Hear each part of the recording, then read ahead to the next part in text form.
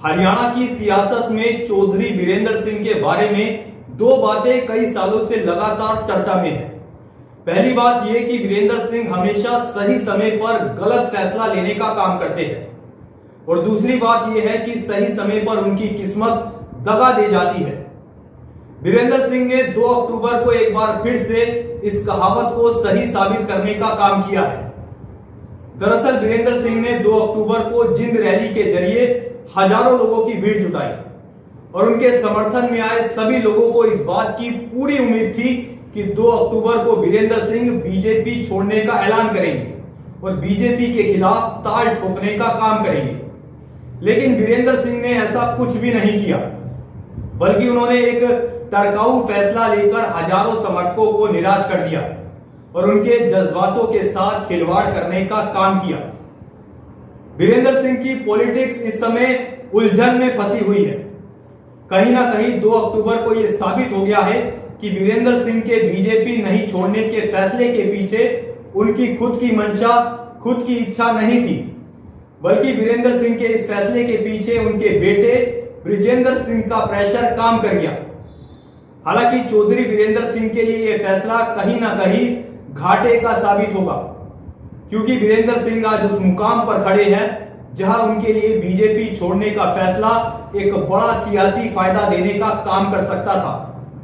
वीरेंद्र सिंह के लिए इस बार जिस तरीके से उचाना से हजारों की संख्या में भीड़ निकली, उससे यह साबित हो गया है कि उचाना के लोग बीजेपी और जेजेपी के खिलाफ है और वो कहीं ना कहीं कांग्रेस के साथ खड़े हैं।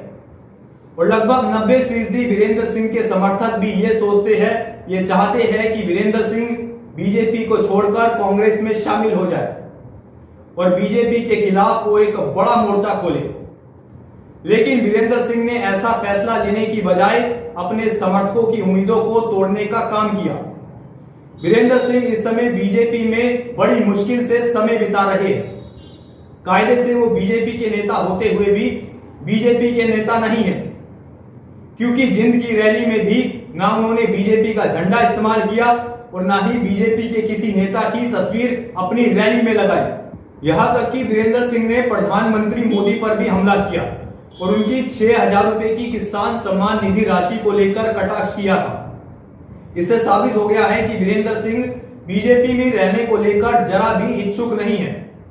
लेकिन ताज्जुब इस बात का है कि जो वीरेंद्र सिंह बीजेपी में रहकर हाशिए पर पड़े हुए हैं, जिस वीरेंद्र सिंह को बीजेपी में कोई पूछ नहीं रहा, तो ऐसे में आखिर क्यों वो अभी तक बीजेपी में रह रहे हैं।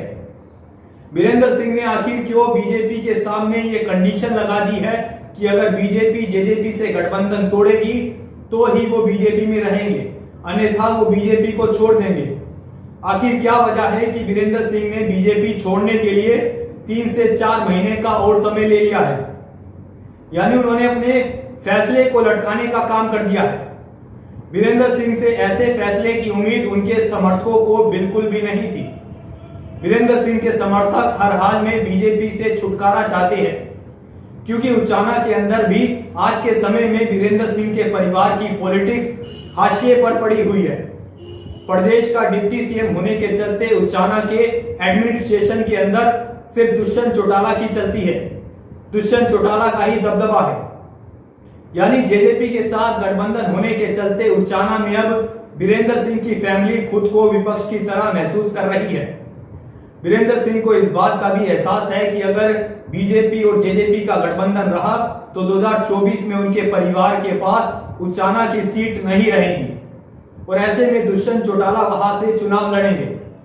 ऐसे में वीरेंद्र सिंह की फैमिली के लिए बेहद खराब हालात बन जाएंगे और उन्हें मजबूर होकर बीजेपी छोड़नी पड़ेगी। लेकिन तब तक काफी देर हो चुकी होगी और तब वीरेंद्र सिंह ना घर के रहेंगे और ना ही घाट के रहेंगे। लास्ट में बीजेपी छोड़ने के चलते वीरेंद्र सिंह के पास कोई विकल्प नहीं बचेगा। तब तक कांग्रेस में किसी और बड़े नेता की एंट्री हो सकती है। वही आम आदमी पार्टी भी उनको लेकर ज्यादा इंटरेस्टेड नहीं है। कुल मिलाकर देखें तो वीरेंद्र सिंह का यह फैसला उनके लिए आत्मघाती साबित होगा और उनको बड़ा नुकसान पहुंचाने का काम करेगा। फिलहाल आपकी इस खबर पर क्या राय है, हमें नीचे कमेंट बॉक्स में जरूर बताएं। फिलहाल के लिए इतना ही। ऐसी तमाम अपडेट्स के लिए देखते रहे न्यूज ब्रॉडकास्ट 24। नमस्कार।